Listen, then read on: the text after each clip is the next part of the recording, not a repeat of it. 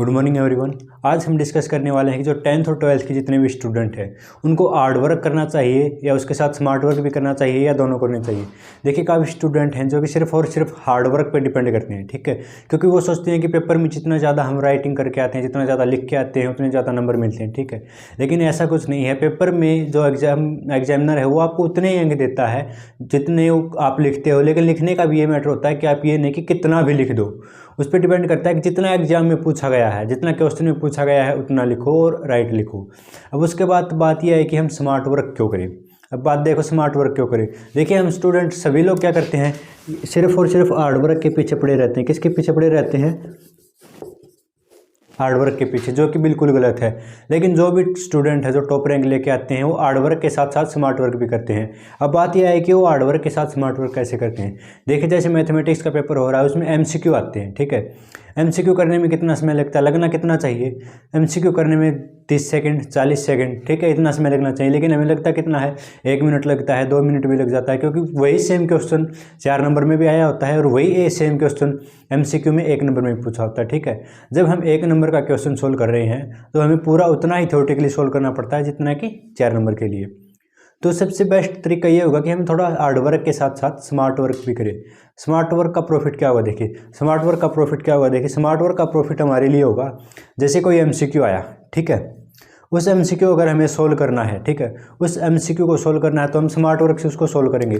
किससे करेंगे उसको हम सोल्व?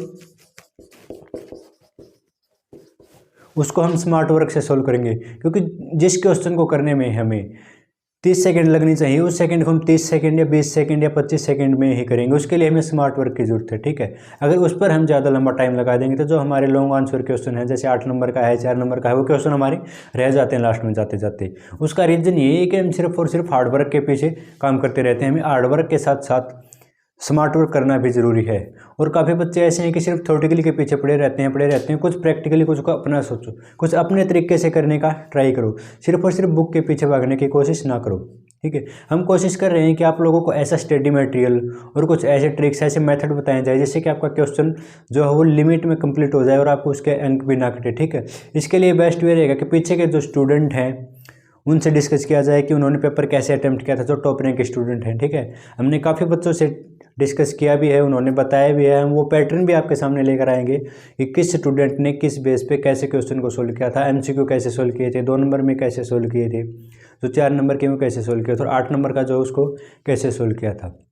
ज़रूरी नहीं है कि आप क्वेश्चन को कंप्लीट करके आओ आपके उसको पूरे के पूरे नंबर मिले, ठीक है, क्योंकि क्वेश्चन को करने का, हर एक क्वेश्चन को करने का एक अलग मेथड होता है, ठीक है। हर एक स्टूडेंट, देखिए, कोई भी बच्चा अगर टॉप करता है तो ज़रूरी नहीं है कि वो बच्चा 24 आवर्स पढ़ाई कर रहा हो या 15 घंटे पढ़ रहा हो, 12 घंटे पढ़ रहा हो, ठीक है।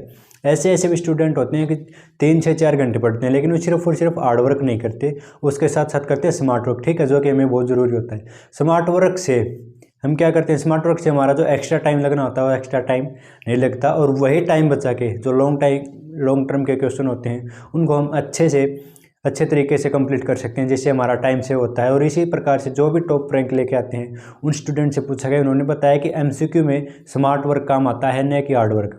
क्योंकि आप देखो, एक क्वेश्चन है वो 4 नंबर और 2 नंबर में आया है या 1 नंबर में भी एमसीक्यू में भी दे दिया। उस एमसीक्यू का एक आंसर देने के लिए हम उस क्वेश्चन पर 3 मिनट नहीं लगा सकते।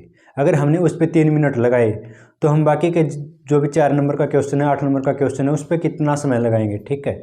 और टाइम हमेशा लिमिटेड होता है, जो भी एग्जामिनर होता है, ठीक है, उसमें टाइम मिलता है तो उसी के हिसाब से क्वेश्चन देता है कि बंदा इतने में इसको करेगा तो इस हिसाब से इसको कंप्लीट कर देगा, ठीक है।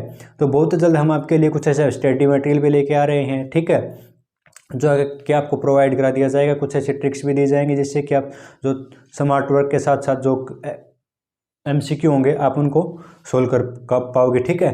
तो बहुत जल्द आपके साथ मिलने वाले हैं एक नए मेथड के साथ जो हम अपने तरीके से तैयार करें, जिससे कि आपको तैयार करने में बहुत समय, हमें तो बहुत समय लग रहा है, तैयार करने में काफ़ी दिन से लगे हुए हैं, ठीक है, वो आपके लिए लेकर आ रहे हैं, ठीक है। और जो भी स्टूडेंट ये सोच रहा है कि मैं पास नहीं हो सकता, ये नहीं हो सकता मैथमेटिक्स में, तो वो बिल्कुल निश्चिंत रहे, क्योंकि हम आपके लिए ऐसा ट्रिक्स लेके आ रहे हैं, आपके साथ ऐसा कुछ लेके आ रहे हैं कि स्मार्ट वर्क करो, हार्ड वर्क को, लेकिन उसके साथ स्मार्ट वर्क भी ज़रूरी है। जो स्टूडेंट ये सोचता है कि मैं पास नहीं हो सकता, वो भी स्टूडेंट गारंटी के साथ पास होगा, क्योंकि ऐसा कुछ वे तैयार किया गया है जिससे आप आसानी से पार करके पास हो सकते हैं। तो मिलेंगे बहुत जल्द आपसे अपने पैटर्न के साथ, और अपने दोस्तों को बताइए कि ऐसे ऐसे हार्ड वर्क के साथ साथ आप स्मार्ट वर्क भी कीजिए। चलिए मिलते हैं आपको सभी पैटर्न के साथ।